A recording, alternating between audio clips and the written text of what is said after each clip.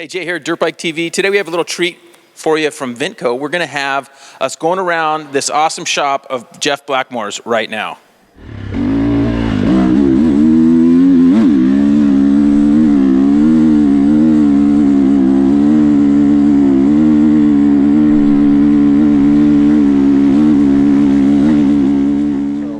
This is my dad's old race shop, converted into my passion since he passed away in 2015.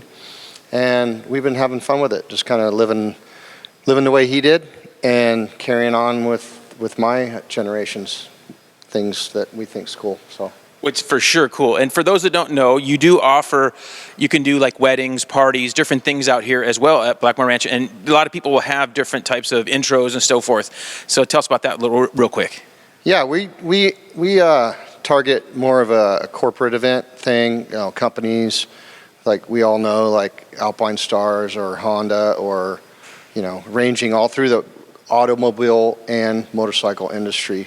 So those are our favorite things to do. People come in here and we set up tables and have it catered, and music and food and bands, whatever, and kind of use that to kind of help feed the passion, you know. So it's been working out pretty good. We've had some neat companies out here doing stuff, and we got some stuff coming up, so we're real excited.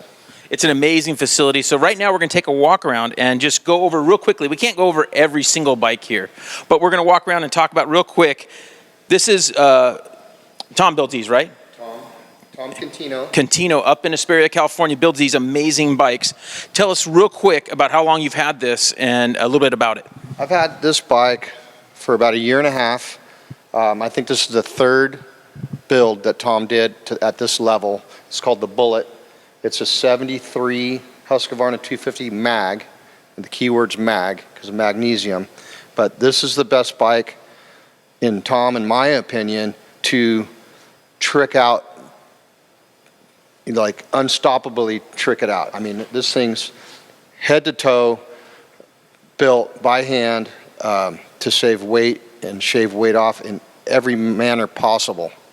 So we're going to we have a separate video on this bike, but these bikes are just insane, and it shows you what, back in that time frame, if somebody had all the resources that you have today, could have done to make these things so light and cool.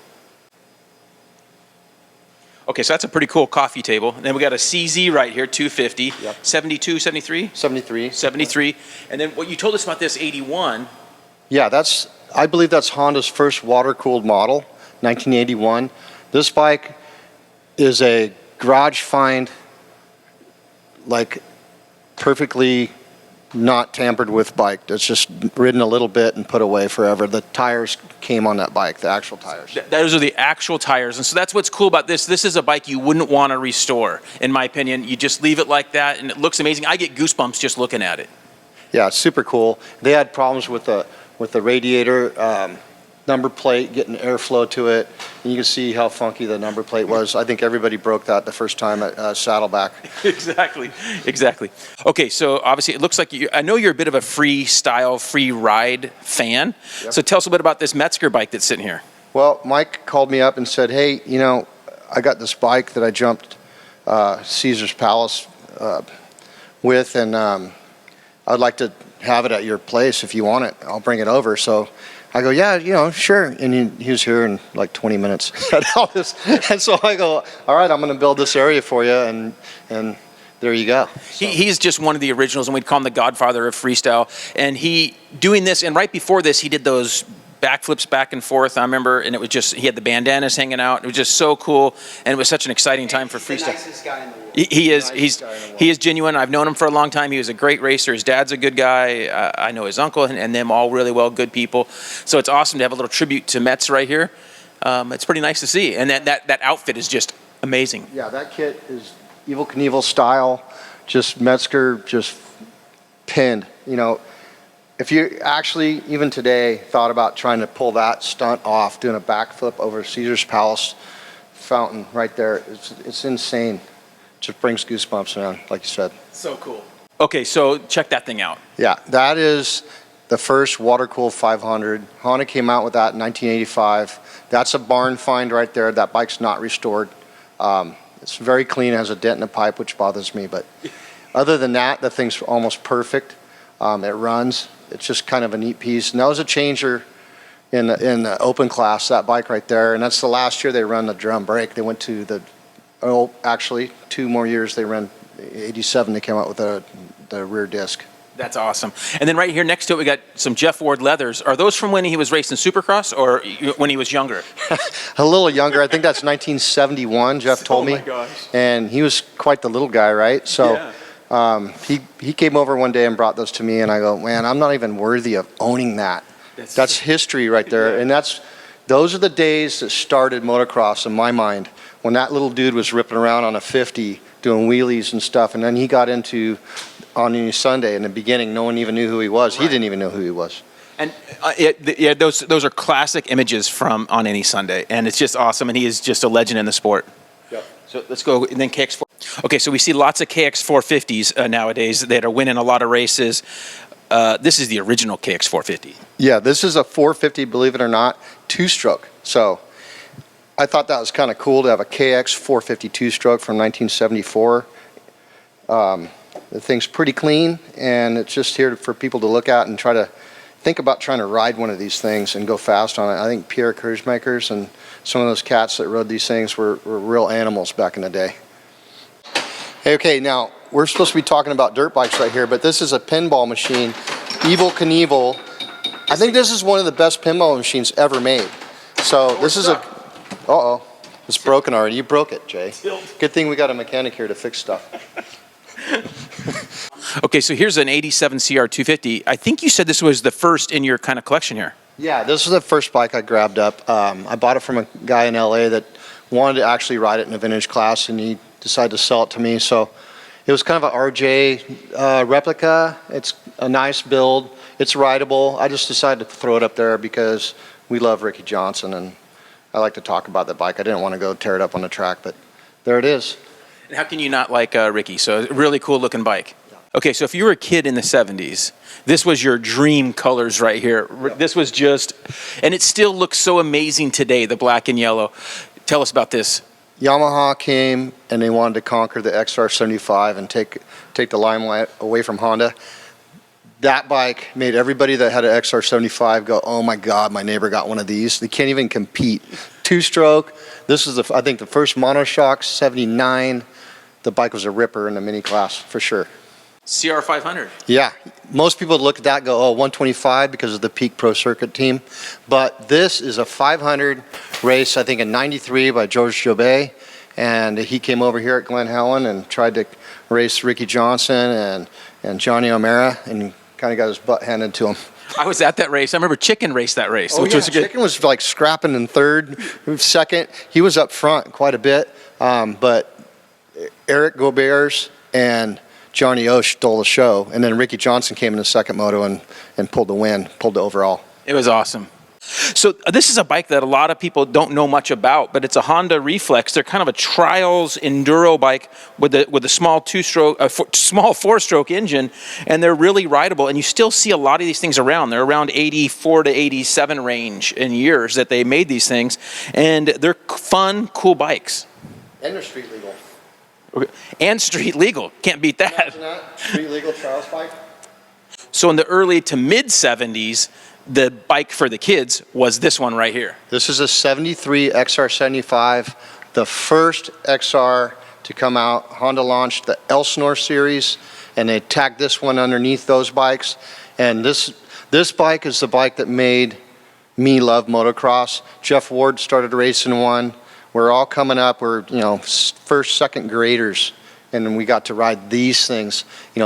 My dad bought mine at Skip Fordyce Honda in Riverside for $380. That is awesome. Yeah, this is an XR75. I just learned that it's not an 80, but Honda did make an 80, XR80, and it was the trail bike version, but the motocross version was a 75. But it didn't look like this. This is a retro mod. We wanted to have fun and make it look kind of Jeff Wardish, but we blacked everything out so to give it a unique modern look to it. It looks amazing. So cool.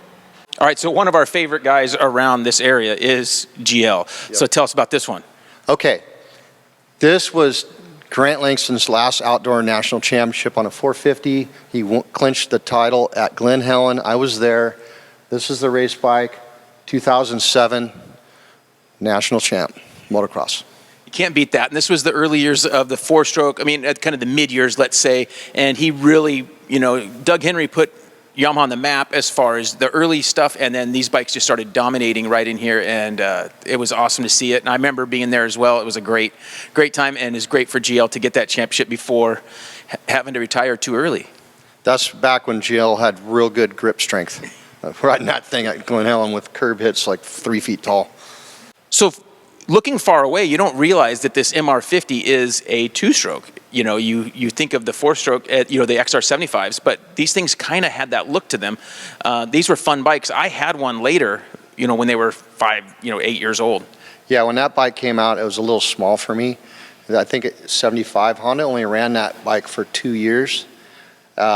And it was a two-stroke, and I had the XR75, which is a four-stroke, and I was just wishing Honda had a two-stroke back then. But the real fun bike, and that actually is labeled an Elsinore. It says Elsinore on the other side of the bike. It's really cool.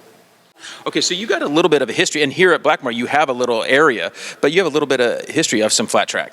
Yeah, we have fun riding a flat track. I got a field out there. It's 4 acres, so we just cut a hole in the grass and made an oval out of it. And we liked riding flat track. So I have my Royal Enfield, my Honda, BSA over there, and a Ducati on the end amongst my street bikes. But it's really fun to get out there and see how fast you can slide these things around. How'd you get your number?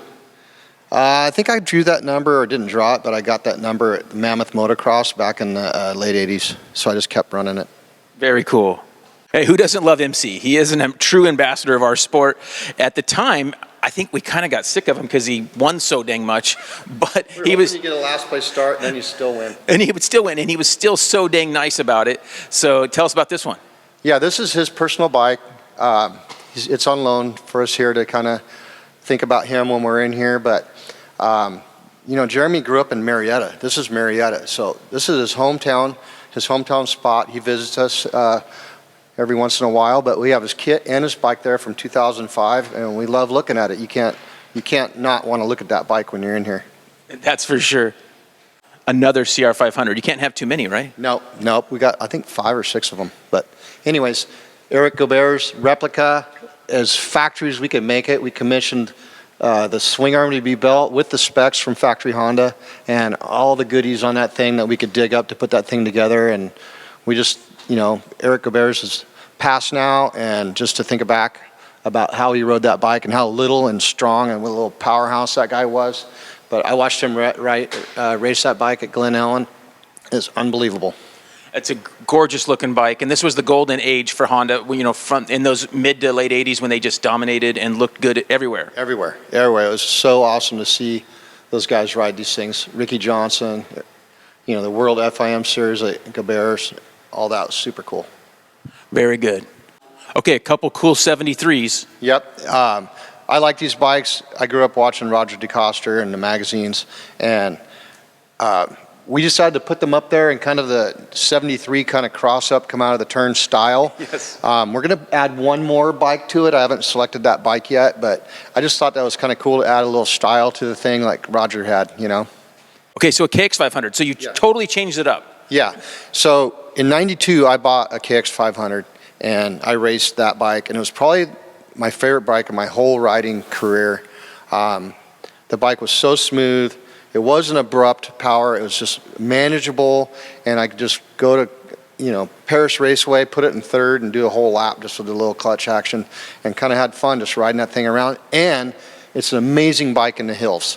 Like, to go after a rain and go ride Marietta, the grass is 3 inches tall and it's all wet dirt. That bike, you wanted to look backwards at the roost. You just wanted to look back. It was coming out of a turn. You just loved it. So. I have buddies that still do that today. They look backwards, just to see the dirt flying. Yeah. So I love that bike. It handled well. Jeff Ward rode that bike really well. He won national championships on it. That's just one I got from Gerald Langston, and I put my old number on it like I ran in the day, and it's up here just to think about how good our lives were riding those bikes out here in the hills of Marietta. Okay, so that's a wrap. Looking around a really cool shop, and thanks a ton for showing us this. Yeah, I've had this for a while now, and I'm ripping through trying to remember everything about every bike to make it special. But we had a good time. I'm glad to have you guys here, and I love showing this stuff off to you. If there's ever an event like a Road to Recovery or a Whiskey Throttle show or something like that, and you can buy tickets to get out here, I highly suggest you do it so you can check this thing out. It's going to be well worth it. Thanks again. Awesome time. Thank you, bud. Glad to have you here.